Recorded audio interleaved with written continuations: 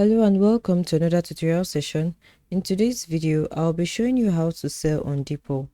Now, the first thing you want to do is head over to your Chrome browser or whichever browser you're using for the purpose of this video and just type in Depop.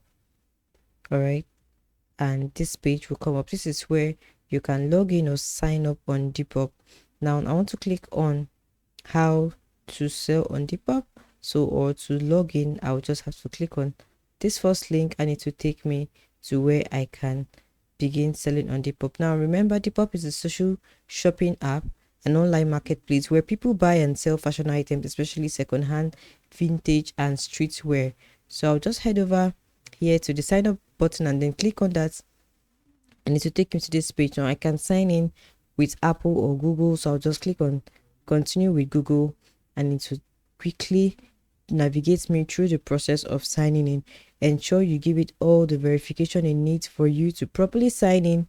Click on continue and it will take you to the next page, and in a few minutes you'll properly sign in on Depop. Ensure that you choose the preferred username, your location, go through all of this verification process, and then you'll be properly signed in on Depop.